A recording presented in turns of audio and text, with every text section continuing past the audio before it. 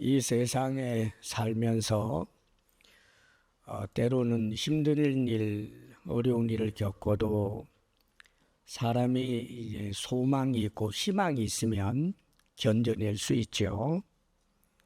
지금 가난해도 열심히 또 성실하게 일하면 그래도 살만해지겠다. 이런 희망이 있으면 일하는 것이 힘들어도 힘들 줄 모르고 열심히 하게 되고, 또 자녀들 뒷바라지하는 것이 대단히 어렵지만 그러나 그 자녀의 재능을 보면서 이렇게 열심히 뒷바라지하면 우리 아이가 빛나게 될 것이다. 그런 이제 또 희망이 있으면 자녀를 위해서 희생하고 땀 흘리는 것을 조금도 아깝게 여기지 않는 법입니다. 사실 사람은 다 그런 희망이 있어야 되는 거지요. 그런데 오늘 성경에는 산소망이라고 표현을 해줍니다. 산소망. 이 베드로 전서 또 베드로 후서는 이제 그 전승에 의하면 사도 베드로가 이 편지를 첫 번째 보낸 편지, 두 번째 보낸 이 편지, 두 번의 이제 편지를 이제 후대 사람들이 발견하게 되는데, 이 편지를 보낸 것이 주후 64년에서 68년 경고 사이라는 거예요. 그러니까 얼마 되지 않은 그런 텀을 가지고 이 베드로 전후서를 써서 보낸 거죠. 그런데 이제 조금 있으면 엄청난 박해가 일어나는 거예요. 아마 성령께서는 그것을 아시고 베드로에게 이제 모든 성도들로 하여금 진정한 소망을 가지고 이겨내도록 하기 위해서 이 서신을 쓰게 하신 것 같습니다. 그래서 전승에 의하면 사도 베드로는 이 편지를 보내고 난 다음에 1년 6개월에서 한 2년 정도 후에 순교를 당하게 됩니다. 네로 황제로부터 엄청난 박해가 시작이 되고, 그 뒤를 이어서 250년 동안 적어도 기독교는 혹독한 그런 이제 박해가 있게 되는 거지요. 수많은 사람들이 죽임을 당합니다. 또 억울한 일들을 겪습니다. 그렇기 때문에 이 산소망을 가지고 그런 어려움들을 이겨내고 믿음을 지키도록 하는 것이 이 서신의 목적이었던 거예요. 그러면 오늘날 우리들도 마찬가지입니다. 초기 기독교가 대단한 그런 박해가 있었고, 그리고 기독교 역사에 지금까지도 많은 박해가 있습니다. 사실 우리가 신앙생활 하기 좋은 그런 지금 나라에서, 그런 환경에서 산다는 것이 얼마나 큰 복인지를 우리는 알아야 합니다. 그러나 성경에도 말씀해 주고 있는 대로 언젠가 박해의 그런 시절은 전 세계 국경을 넘어서서 크리스찬이라고 하면 발붙일 곳이 없는 그런 시대가 올 수도 있습니다. 그러므로 사랑하는 여러분, 우리 시대에 그런 일이 없기를 정말 바라지만, 그러나 또 한편으로는 전 세계적인 박해가 아니라고 할지라도 우리가 살고 있는 삶의 자리에서는 그런 많은 고난이나 박해, 핍박이 반드시 있다라고 하는 것을 꼭 기억하면서 우리의 믿음을 잃지 않도록 산소망을 붙잡을 수 있어야 할 것입니다. 여기 지금 산소망 그러면 제가 조금 전에 말한 이 세상에서 살면서 사람이 가지는 소망들이 있잖아요. 그것과 구별되는 의미에서 산소망이에요. 이 세상의 소망은 아무리 좋은 것이라고 해도 그것은 산소망이라고 할 수는 없습니다. 산소망이란 말 그대로 살아있는 소망이고, 그 소망이 현실이 되었을 때에도 그 현실이 영원토록 지속이 되는 것이, 그게 바로 산소망이에요. 우리가 이 세상에서 지상 이 땅의 그런 소망들은 변하고 없어지지요. 또 그런 소망을 품었던 우리 자신이 늙고 병들고 죽기 때문에 내가 정말 사랑하는 사람하고 결혼해서 살았으면 좋겠다. 그런 이제 젊은이가 있다고 합시다. 그러면 그런 소망을 가지고 또 크리스찬이라면 기도도 하고 그렇게 했는데 정말 하나님의 섭리를 따라서 아주 마음에 드는 그런 배우자를 만나서 결혼을 했습니다. 소망이 성취가 됐죠. 그 소망이 현실이 됐습니다. 그런데 그 현실이 영원하다라고는 보기 어려워요. 로미오와 줄리엣이 그렇게 사랑했지만 아마 그 사람들 결혼했으면 몰라요. 이혼했을지도. 그거 모른다고요. 그 소망이 현실이 되었을 때 영원하기가 어려워요. 아니, 불가능합니다. 우리가 죽잖아요. 재물을 가져도 그렇고 권력을 가져도 그렇고 그 어떤 소망도 이 지상의 소망이라는 것은 다 그런 것입니다. 그러나 우리 크리스찬이 목숨까지 던지면서 반드시 붙잡아야 할 이 산소망이라고 하는 것은 그 소망이 꿈으로만 남아있는 것이 아니라 반드시 이루어지기 때문에 산소망이고 잠시 이루어졌다가 다시 나중에는 별 의미 없이 퇴색되는 것이 아니라 영원 지속이 되기 때문에 그래서 그것이 산소망인 것입니다. 그래서 오늘 이 말씀을 보면 그러면 이런 산소망 어떤 경우에도 우리가 붙잡고 놓치지 않아야 할 이 산소망의 출처가 어딘지를 먼저 3절에서 밝혀주고 있지요. 3절 말씀 우리 함께 읽어봅니다. 시작. 우리 주 예수 그리스도의 아버지 하나님을 찬송하리로다. 그의 많으신 긍휼대로 예수 그리스도를 죽은 자 가운데서 부활하게 하심으로 말미암아 우리를 거듭나게 하사 산 소망이 있게 하시며 우리에게 산 소망을 주시는 분은 우리 주 예수 그리스도의 아버지 하나님이에요. 우리에게 산 소망을 주시는 분이 누군가? 잘 알지 못하는 어떤 신이 아니고요. 내가 만들어낸 신이 아닙니다. 우리는 우리가 믿는 대상이신 하나님이 반드시 나의 주님, 역사 속에 들어오신 나사렛 예수 그리스도 그분이 아버지라고 부른 그분을 내가 아버지라고 부르고 예수님이 나의 하나님이라고 부른 그분을 우리가 우리의 하나님으로 그렇게 신앙의 대상을 분명히 해야 하는 것입니다. 그래서 여러분들이 때때로 기도를 한다든지 예배를 드릴 때 내 예배를 받으시는 분, 내 찬송을 받으시는 분 잊어버릴 때가 있는데 나의 주님의 하나님, 나의 주님의 아버지, 그 하나님께, 그 아버지에게 내가 예배드립니다. 내가 찬송합니다. 하는 것을 한시라도 여러분들이 잊어서는 안 되는 것입니다. 사실 이것은 얼마나 큰 은혜로 되어진 것인지 몰라요.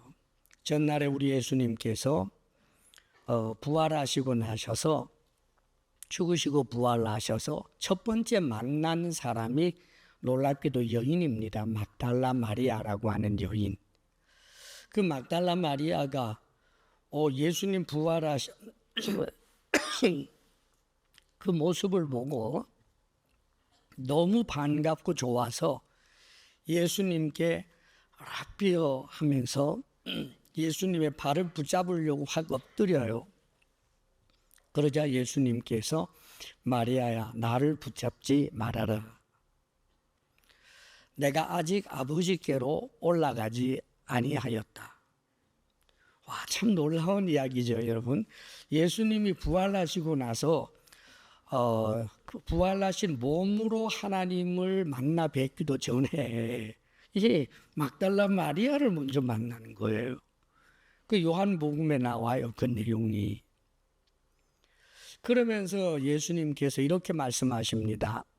너희들이 내 형제 즉 내 제자들에게 가서 마리아야 네가 전해다오.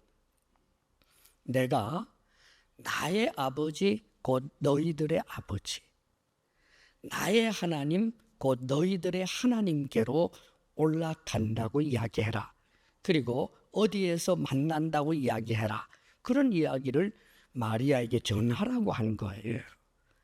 사랑하는 여러분, 예수님이 아버지라고 부르는 일을 우리가 아버지라고 부를 수 있다는 것, 예수님이 하나님이라고 부르는 그분을 우리도 하나님이라고 부를 수 있다는 것, 이것은 얼마나 큰 은혜인지 모릅니다. 사실 이 세상의 모든 인간은, 자연인은 다 종교성이 있기 때문에 나름대로 신을 찾습니다. 그러나 그들이 찾는 신은 기준이 없습니다. 오죽하면 사도 바울이 아데네에 갔을 때 알지 못하는 신이라고 하는 그런 신 앞에다가 제단을 쌓아놓은 것을 보았겠습니까, 여러분? 인간들은 스스로 신을 스스로 생각하고 더듬어서 하나님을 찾아가려고 하지만 사람이 만들어 놓은 신에 불과한 것입니다. 그러나 우리는 분명합니다. 예수님의 아버지이시며 예수님의 하나님이신 바로 그분은 천지를 창조하신 분이고, 예수 그리스도께서 이 땅에 오시기까지 수많은 선지자들을 통하여 말씀해 오셨는데, 아브라함이라고 하는 선지자, 모세라고 하는 선지자, 예레미야라고 하는 선지자, 그분에게 끊임없이 말씀해 오신 바로 그분, 그 하나님, 그 하나님을 우리는 찬송하고 예배해야 하는 것입니다. 그러므로 사랑하는 여러분, 우리의 예배가, 우리의 찬송이, 우리의 믿음이 확실하게 그 대상을 분명히 하지 못하는 그런 어리석은 사람들이 되지 않도록 해야 하는 것입니다. 때로는 우리가 신앙인이라고 하면서도 하나님을 성경을 통해 계시해 주신 그 하나님이 아니라 내 마음속에 이런 하나님이 있었으면 좋겠다고 생각하는 그런 하나님을 스스로 만들 때가 있습니다. 마치 하나님을 도깨비 방망이처럼, 마치 하나님을 램프 요정처럼 그렇게 스스로 만들어버리면서 신앙이 오염되고 잘못된 길로 가는 경우가 얼마나 많은지 모릅니다. 우리 주님을 통하여 계시되신 바로 그 하나님, 바로 그 하나님 아버지를 사랑하고 또 경외하며 찬송하는 우리 모두가 될 수 있기를 축복합니다. 자, 그런데 이렇게 우리 주 예수 그리스도의 아버지 하나님을 찬송해야 할 중요한 이유는 바로 하나님이 우리에게, 이 삼위일체 하나님이 우리에게 산 소망이 있게 해 주셨기 때문입니다. 산 소망이란 무엇입니까? 그것은 소망이 현실이 되었을 때 영원한 것인데, 말하자면 우리가 믿음으로 소망하고 있는 것은 하나님의 나라가 이 땅에 예수 그리스도의 재림과 더불어 임하게 되는 것입니다. 하나님의 나라지요. 그 하나님의 나라가 말하자면 임하게 되고, 우리가 그 하나님 나라에서 영원토록 하나님과 더불어 공동체적으로 살게 되는 것이 말하자면 우리에게 진정한 의미에서 산 소망이 될 것입니다. 그런데 이런 산 소망을 누가 주셨느냐? 우리 하나님이신데 이렇게 성경은 말씀하십니다. 그의 많으신 긍휼대로 예수 그리스도를 죽은 자 가운데서 부활하게 하심으로 말미암아 우리를 거듭나게 하사 산 소망이 있게 하시니. 잘 들여다보세요. 그의 많으신 긍휼대로, 하나님 아버지의 긍휼 때문에, 그 긍휼로 인해서 당신의 아들이신 예수님을 보내어 주시고, 그 예수님께서 죽으시고 부활하게 하시고, 그뿐만 아니라 성령을 통하여 이 거듭나게 하시는 이 일들을 삼위일체 하나님이 하시는데, 여기에 대하여 뜻을 세우신 분이 성부 하나님이시고, 이 성부 하나님의 뜻에 자발적으로 순종하며 당신 자신을 희생하신 분이 십자가에 못 박혀 죽기까지 하신 성자 하나님이시고, 이 아버지 하나님의 뜻을 받들어서 하나님의 영이신 성령께서 냄새나고 더러운 우리 인간과 하나가 되어서 우리 속에 아예 들어와 거하시게 되는 이 성령의 역사로 거듭나게 되는 이 엄청난 일들로 우리에게 산 소망이 있게 되었다는 말입니다. 사랑하는 여러분, 하나님 나라를 믿는다. 여러분이 관해낸 게 아니에요. 예수님께서 재림하시게 되면 하나님 나라가 임하게 되고 내가 영생 복락을 누리게 된다. 가방끈이 짧은 유치원생들이나 하는 그런 이야기라고 생각하지 마십시오. 그런 믿음을 가질 수 있는 것, 그런 소망을 가질 수 있는 것, 그런 엄청난 산 소망을 가질 수 있게 된 것은 놀랍게도 이 하나님께서 역사해 주셨기 때문입니다. 긍휼로 말입니다. 자격이 없지만 하나님의 그 긍휼이, 너무너무 풍성하신 그 긍휼이 우리에게 그리스도를 주시고 성령을 주시기까지 하셨다라고 말씀하고 있는 것입니다. 사랑하는 여러분, 우리 주님의 아버지요, 우리 주님의 하나님이신 우리가 믿는 아버지 하나님은 긍휼이 많으신 분임을 잊지 마시기를 바랍니다. 긍휼이란 불쌍히 여기면서 동시에 사랑하는 걸. 그런데 이 긍휼은, 하나님께서 우리를 향하신 그 긍휼은 우리를 잘 알면서, 우리의 존재의 그 모든 연약함을 다 알면서, 또 우리의 그 존재의 허약함 때문에 우리에게 있어야 할 그 필요를 너무나 잘 아시면서 우리에게 긍휼을 베푸시고 사랑하시는 분이 하나님이신 것입니다. 그렇기 때문에 성경은 우리들에게 말씀해 주고 있는 거예요. 성경은 디도서 3장 5절에 보면 우리를 구원하시되 우리가 행한 바 의로운 행위로 말미암지 아니하고 오직 그의 긍휼하심을 따라, 하나님의 긍휼하심을 따라 중생의 씻음과 성령의 새롭게 하심으로 하셨다라고 말씀하십니다. 우리가 행한 바 의로운 행위로 말미암지 않았다라고 이야기합니다. 하나님께서 우리에게 긍휼을 베푼다고 할 때 긍휼 받을 만한 나의 어떤 모습이, 그 매력이 있어서가 아니라 놀랍게도 그것과는 상관없이 하나님께서 긍휼히 여기셨다는 거예요.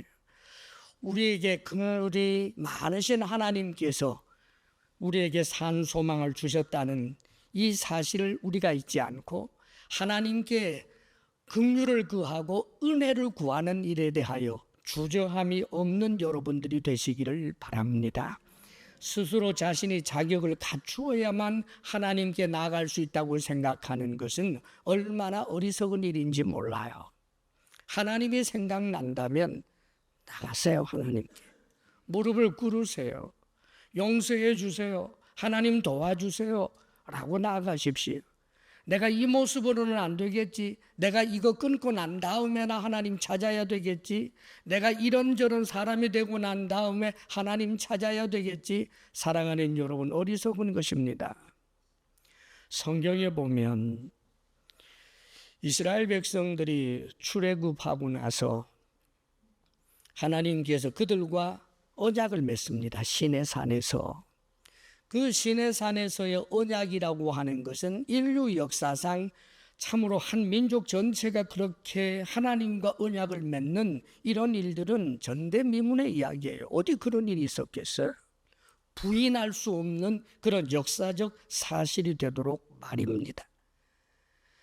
적어도 어린아이까지 합친다라고 하면 남녀 다 해서 300만 혹은 200만은 될 만한 그 엄청난 무리들이 시내산 지금 중턱에 있고 하나님께서 그들에게 말씀을 하셨단 말이에요. 모든 사람들의 귀에 들려지는, 하늘로부터 들려오는 그 소리, 나 외에 다른 신을 위하지 말라 하면서 하나님께서 십계명을 쭉 말씀해 주시는 그 엄청난 사건이 성경에 기록이 되어 있어요. 그 소리를 들으면서 그 우레소리와 같기도 하고, 그리고 하나님의 하나님의 그 임재하심의 장엄한 그런 모습에 이들이 너무너무 무서워서 모세님, 당신이 하나님께를 받아서 우리에게 전해주시고 우리가 직접 듣지 않게 해달라고 그렇게 애통을 해서, 그래서 하나님께서 모세를 부르시고 모세에게 말씀을 하시게 되는 거예요. 자, 그런데 여러분 생각해 보십시오. 어쨌든 이들은 지금 하나님의 살아계심을 보았고 하나님께서 중요한 10계명은 저들 귀에 들리도록 말씀해 주신 거예요. 그런데 모세가 하나님과 독대하면서 한 40주야를 있게 됩니다. 그런데 모세가 들어가서 빨리 오지 않고 시간이 지나가니까 세상에 그렇게 하나님의 음성을 직접 듣고 10계명을 들었던 이들이 금송아지 만들어 놓고 춤추잖아요. 인간이 얼마나 악합니까, 여러분?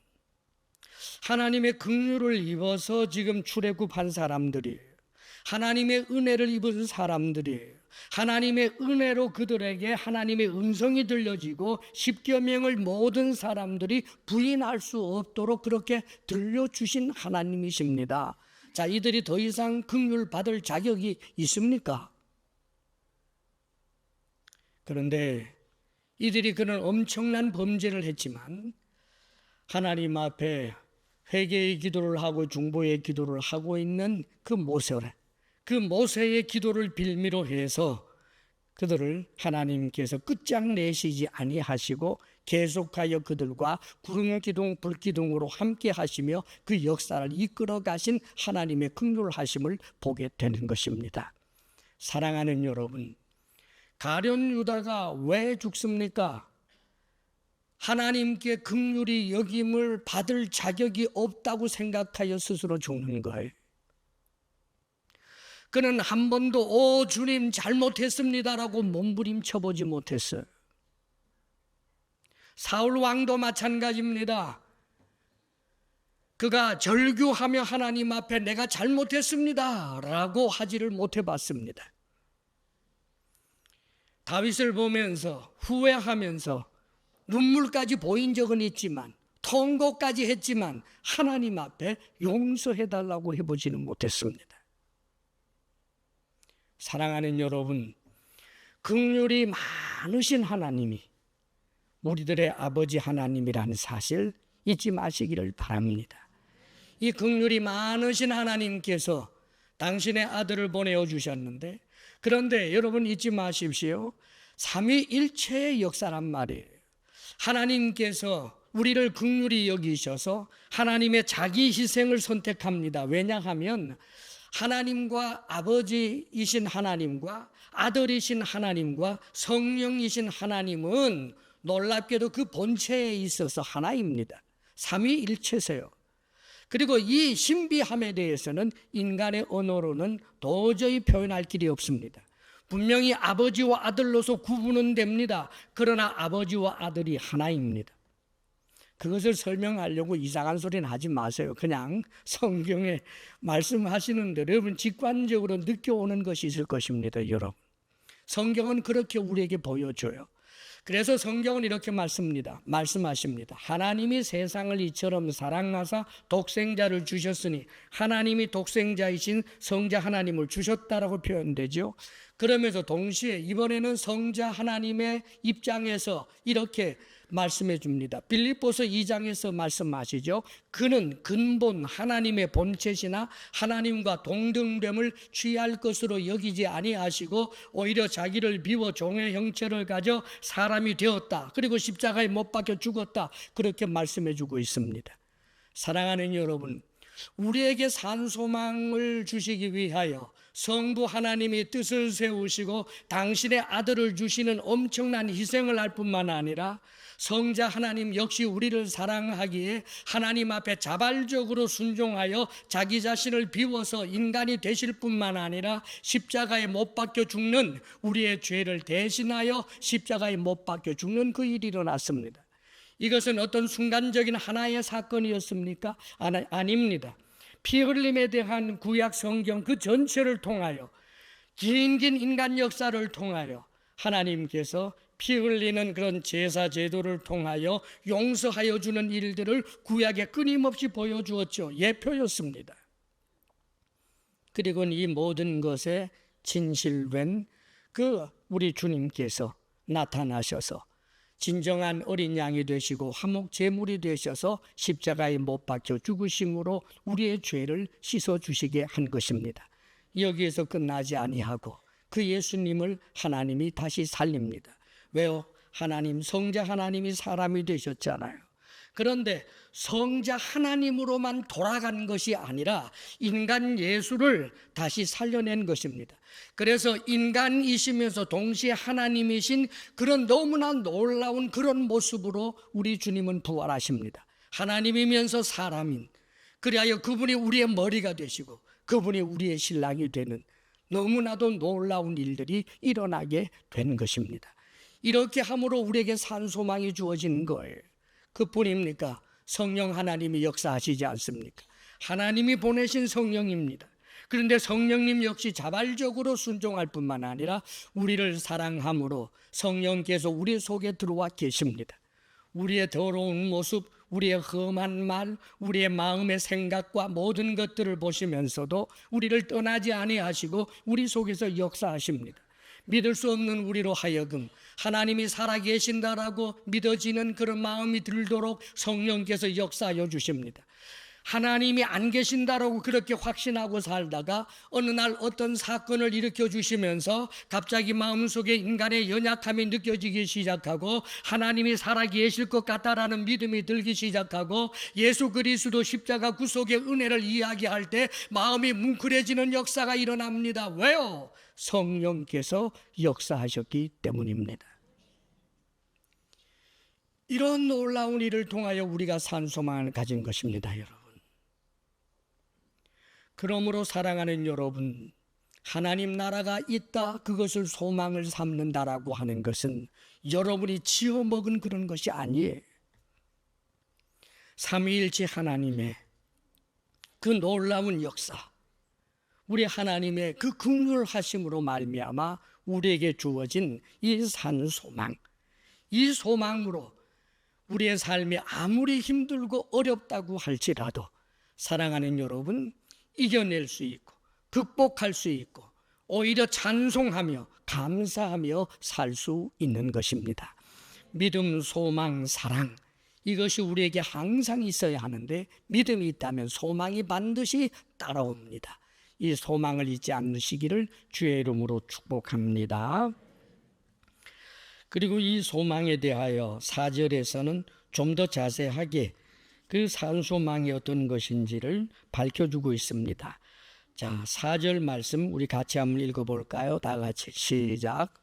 썩지 않고 더럽지 않고 쇠하지 아니하는 유업을 있게 하시나니 곧 너희를 위하여 하늘에 간직하신 것이라. 예, 이 산 소망은 썩지 않고 더럽지 않고 쇠하지 아니하는 유업이라고 표현해 줍니다. 하나님 나라죠. 그런데 이 하나님 나라에 우리가 들어가서 살게 되는데 그 하나님의 나라는 사실은 어떤 공간 개념이 아닙니다, 여러분. 하나님이 함께 하시는, 그리하여 주님과 하나가 되어서 살아가게 되는 것이 이제 하나님 나라인데 이것은 온 우주처럼 넓어질 수도 있고 또 작아질 수도 있고 하는 거죠. 자, 어쨌든 이 하나님 나라는 우리가 가지게 되는 산 소망은 썩지 않는다. 질적 변화가 없다 그 말이에요. 소망이 현실이 되었을 때 질적 변화가 일어나는 것이 이 땅의 소망들이잖아요.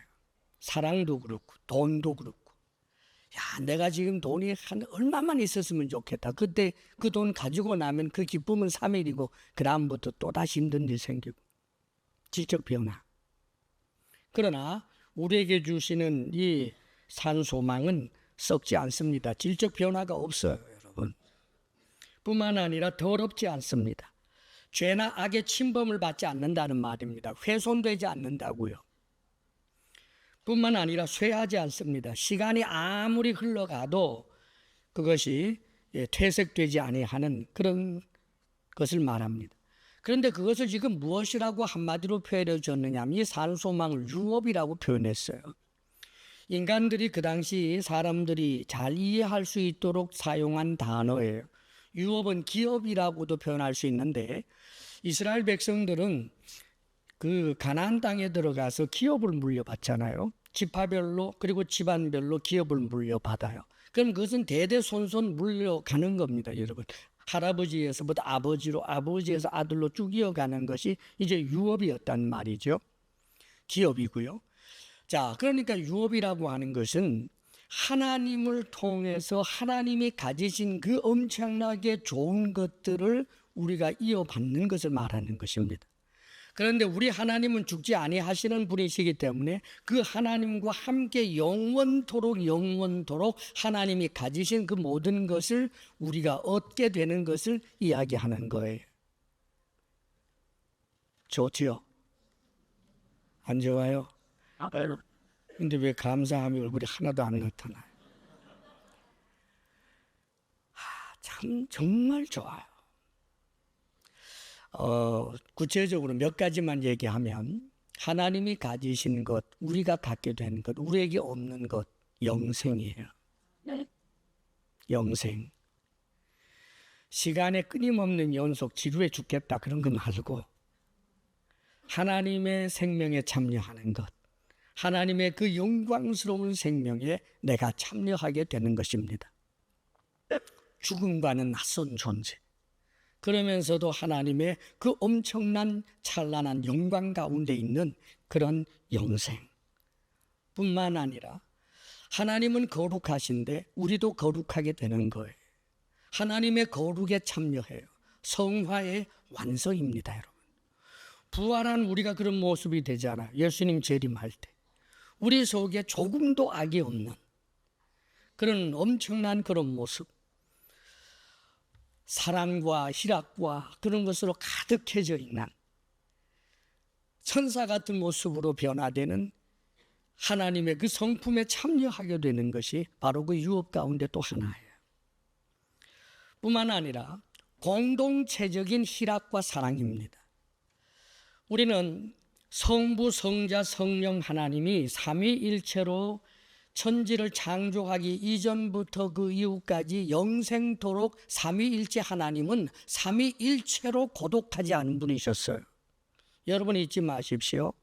하나님은 홀로이시기 때문에 심심해서 뭘 만든 분이 아니에요. 하나님은 하나님 그 자체로 성부, 성자, 성령으로 존재하시면서 끝없는 사랑의 교감 가운데 계시는 분이 우리 하나님이십니다. 그런데 이 성부, 성자, 성령 하나님이라고 하는 이 삼위일체 하나님께로 우리가 성자 예수 그리스도를 머리로 해서 그 공동체 속으로 들어가는 거예요. 하나님이 내 아버지로 성령님과 더불어 함께 사랑하며 더더군다나 나도 변화되고 너도 변화된 이 공동체 사랑을 함께 경험하면서 이 땅에 살 때는 박 집사하고 좀 갈등이 있었지만 이제 그곳에는 그런 갈등이 어디 있겠어요. 내가 당신을 보니 너무 행복하고 당신도 날 보니 행복하고 인간 관계에 어떤 어려움이나 고통이 전혀 없는 서로 사랑하고 서로 그 존재만으로 기뻐하는 그런 공동체로서의 영생이에요. 얼마나 기쁘고 놀라운 일입니까? 그뿐만 아닙니다. 왕 같은 제사장이라고도 그렇게 표현해 주고 있는데 이것은 우리가 하나님 편에 서서 이제는 온 우주 만물을 돌볼 수 있게 되는 그런 존재로 서게 되는 거예요. 하나님께서 이 지구를 만들어 주시고 돌보게 해 주셨지만 실패했죠, 우리 인간들은. 그러나 그때는 온 우주를 우리가 참으로 왕 같은 제사장으로 돌아보는 그런 자들로 사랑하는 여러분, 얼마나 흥미진진하면서도 얼마나 사랑스러우면서도 얼마나 거룩하며 영광스러운 그런 삶이 되는지 모릅니다. 이 하나님께서 우리에게 주시는 유업, 기업이에요. 이것이 우리에게 있습니다. 이게 바로 산소망의 진정한 내용이라는 말입니다. 그러므로 사랑하는 여러분, 더욱더 놀라운 것은 4절에 이렇게 표현해 줘요. 곧 너희를 위하여 하늘에 간직하신 것이라. 자, 이 유업이라고 하는 것이 인간 세상에서 아버지가 가지고 있던 것을 이제 내가 물려받게 될 것이다 라고 생각을 해서 그렇게 어린 시절에 지냈는데 약간 청년이 되면서부터 웬걸 아버지가 망했어요. 그러면 그 유업이 사라지죠. 세상에 흔히 있는 일입니다. 그런데 여러분, 하나님의 이 유업은 누가 간직하신다고요? 하나님이 간직하신다고요. 누구를 위해서? 우리를 위하여. 그 하나님의 그 유업은 어떤 경우에도 훼손되거나 썩어버리거나 쇠하지 아니하는 그런 유업으로 하나님께서 우리를 위하여 간직하고 있다가 그날이 오면 우리에게 주신다라고 약속을 하시는 것입니다. 자, 이제 5절 말씀을 우리 같이 또 한번 읽어봐요. 5절입니다. 다 함께 다 같이 시작. 너희는 말세에 나타내기로 예비하신 구원을 얻기 위하여 믿음으로 말미암아 하나님의 능력으로 보호하심을 받았느니라. 자, 이 유업은 말세에 나타내기로 예비하신 구원, 이렇게 또 표현이 될 수도 있어요. 구원의 측면에서 보면 유업을 받는 그 순간이 구원의 완성이기 때문에 그래요. 근데 여기 말씀에 말세에 나타내기로 예비하신 구원을 그렇게 표현하는데, 말세는 성경에 예수님께서 부활하시고 승천하신 때로부터 예수님 재림하실 때 전체를 말세라고 표현하기도 하고, 원어상에서 오늘 여기에 표현되어 있는 이 말세는 인간 세상이 끝장나는 예수님의 재림하시는 바로 그 날을 의미하기도 합니다. 그러니까 예수님께서 재림하시면서 인간 세상은 끝장이 나지 않아요. 이제 더 이상. 그러면 그때가 바로 말세, 바로 그날 우리에게 예비해 주셨던 그 유업, 말하자면 그 구원이 온전히 나타나게 된다는 말입니다. 그런데 놀라운 말씀을 해주고 있어요. 이것을 얻기 위하여 믿음으로 말미암아 하나님의 능력으로 보호하심을 받았느니라. 자, 하나님께서 유업을 하나님께서 보호하십니다. 그래서 그 유업이 훼손되지 않아요. 그런데 유업을 받을 내가 훼손되면 그거 어떡하겠어요? 유업은 멀쩡한데 유업을 받아야 할 내가 훼손되었으면 유업 못 받지 않아요. 그런데 성경은 지금 무엇이라고 말씀하십니까? 너희를 보호하신다라고 말씀하시는 거예요. 그날이 오기까지 우리 하나님께서는 성령으로 우리 속에 들어와 계시고 우리 주님께서 우리를 사랑하시고 하나님의 뜻이 언제나 우리를 향한 긍휼과 사랑이기 때문에 하나님의 보호하심을 받는다는 거예요. 이런 보장이 어디 있습니까, 여러분? 우리에게 산 소망을 주시는 일을 성부, 성자, 성령 하나님께서 우리를 긍휼히 여기심으로 행하셨고, 정말 이 세상의 그 무엇과도 비교할 수 없는 엄청난 유업을 주시는데 그 유업을 하나님께서 보존해 주시고, 뿐만 아니라 그 유업을 받을 우리들까지도 하나님께서 지켜주시고 보호하여 주신다라고 약속하고 있는 것입니다. 오직 한 가지만 요구하십니다. 믿음으로 말미암아. 믿음입니다, 여러분. 믿음 말입니다. 믿음이란 주님과의 인격적 관계 속에 들어가는 것이라고 제가 누누이 말씀드렸습니다. 우리 예수님, 살아계신 주님과의 그 관계 속에서 주님을 늘 느끼고 주님을 인정하는 그런 모든 삶의 태도와 자세가 이게 전부 믿음이에요. 그러므로 사랑하는 여러분, 때때로 여러분의 믿음이 약하여져서는 안 됩니다. 하나님의 사랑을 의심하지 마십시오. 내가 정말 나 자신을 혐오하고 싶을 만큼 그렇게 찌그러져서 정말 내가 보기 싫다라고 할지라도 기억하십시오. 하나님은 여러분이 여러분 자신을 사랑하는 것보다 더 사랑하시는 분이라는 사실을 믿으십시오, 여러분. 이런 나를 받아주시는 하나님, 이런 나를 사랑하시는 하나님, 그 믿음으로 나아갈 수 있게 되기를 바랍니다. 여러분이 여러분 자신이 가진 무엇인가를 가지고 하나님 앞에 권리로서 인정을 받고자 하게 되면 우리는 믿음 없는 자가 되어버리기 쉽습니다. 믿음은 저만치 가버리고 자기도 모르는 사이에 율법주의자가 되고 자신의 힘으로 마치 구원을 얻는 것처럼 그렇게 넘어져서는 안 되는 것입니다. 우리는 선한 일을 해야 합니다. 그런데 그 선한 일을 하는 이유는 하나님이 선하시기 때문에, 나를 사랑하시고 나와 지금 함께 하시는 그분과의 내가 인격적 관계에 있기 때문에 그래서 선한 일을 하는 것입니다. 하나님 나 잘했지요 그러면서 말입니다. 내가 선한 일을 했기 때문에 그래서 하나님의 아들이 되는 게 아니고 하나님의 자녀가 되었으므로, 하나님의 은혜를 입은 자, 긍휼을 입은 자가 되었으므로, 그러므로 끊임없이 믿음으로 나아가야 하는 것입니다. 오늘 우리가 예배의 자리에 나왔습니다. 하나님이 살아계심을 믿으십시오. 우리의 예배를 받으시는 하나님이심을 믿으십시오. 이 자리에 함께 하시는 하나님을 믿으십시오. 믿음입니다, 여러분.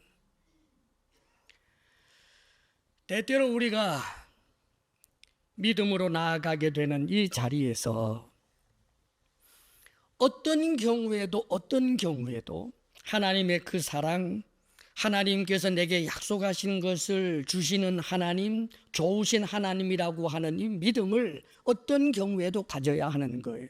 성경에 보면 헤롯 왕이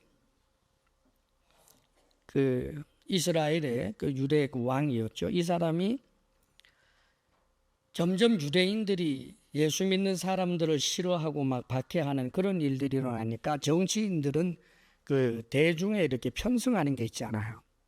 그래서 이 헤로드 왕이 유대인들의 마음을 얻으려고 예수님의 그 제자 중에 야고보라고 하는 일을 못 배워 죽여버렸어요.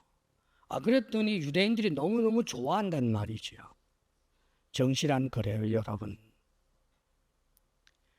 자, 그러니까 그런 정치로 말하자면 이제는 아직까지는 그래도 소수인 기독교를 박해하게 되는 거잖아요. 그 초대교회를. 그래서 신이 나서 이번에는 베드로를 잡아서 가두어 버렸어요.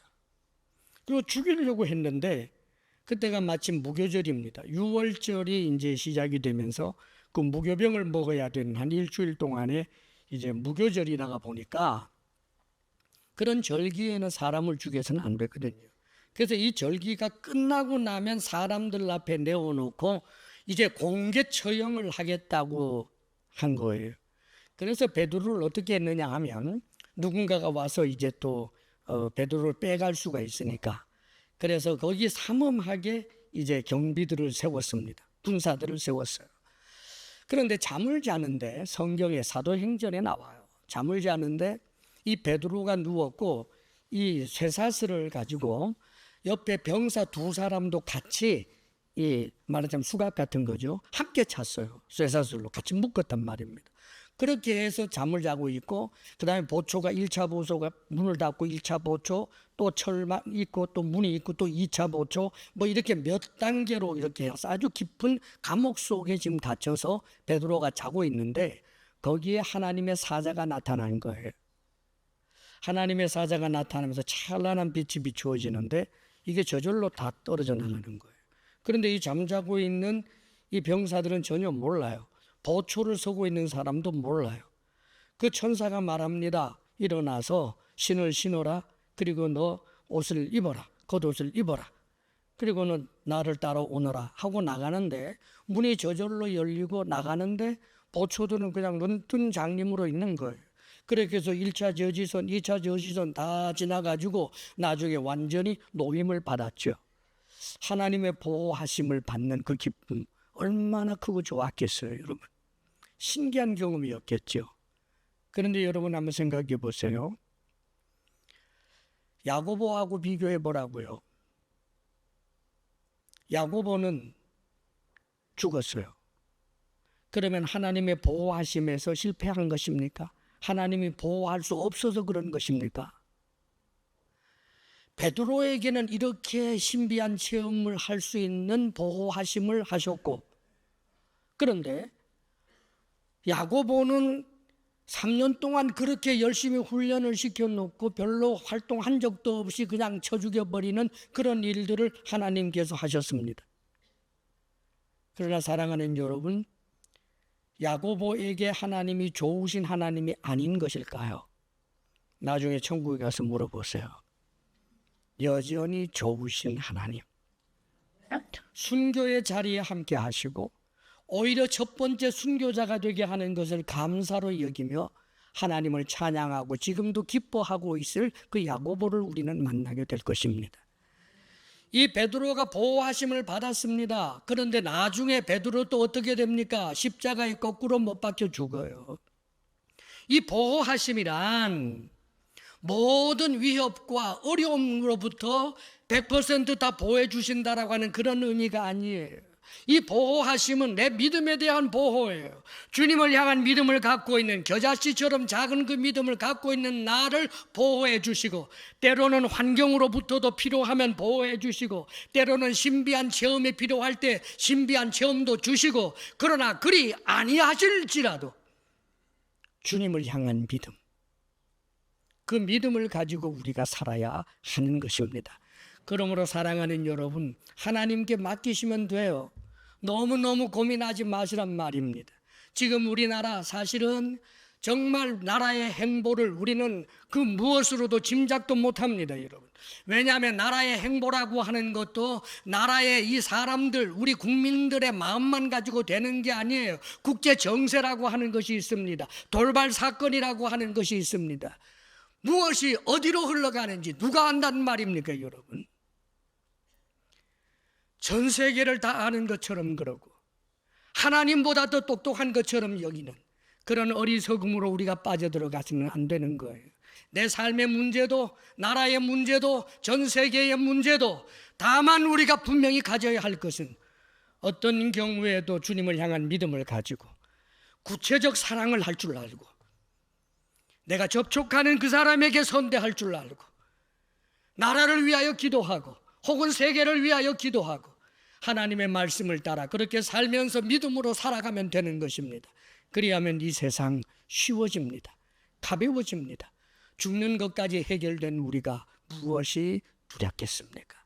사랑하는 여러분, 산 소망을 주신 하나님 앞에서 때로는 인간관계나 이해관계의 문제로 인하여 믿음을 저버리는 그런 사람들 교회에 있습니다. 어리석은 일들입니다. 죄의 낙을 즐기노라고 그만 교회를 한 번, 두 번 빠지다가 언젠가부터는 교회와 상관없이 되어버리는 사람들도 얼마든지 있습니다. 이 시대 정신을 따라서 세상 정신이 말하는데 그렇게 그 설교에 감화가 되어서 세상 설교에 감화가 되어서 세상 가치관을 따라 살면서 하나님을 등지는 사람들도 있습니다. 이 많은 하나님이 주신 유업을 저버리는 어리석고 어리석은 사람입니다. 믿음 잃지 마시기를 주의 이름으로 축원합니다. 기도하겠습니다.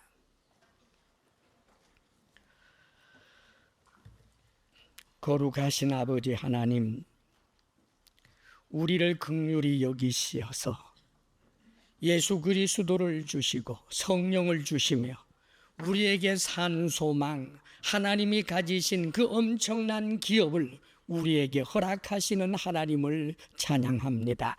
이 모든 것이 하나님께서 긍휼로 베풀어 주신 줄 알고 언제나 하나님과의 관계에서 믿음으로 나아가게 하시고 믿음 없는 자 되지 않게 하여 주옵소서. 아버지여, 손해를 볼지언정 믿음 잃지 않게 하여 주시고, 아버지 하나님, 모욕을 당할지언정 믿음 잃지 아니하는 우리들이 되게 하여 주옵소서. 예수님 이름으로 기도하옵나이다. 아멘.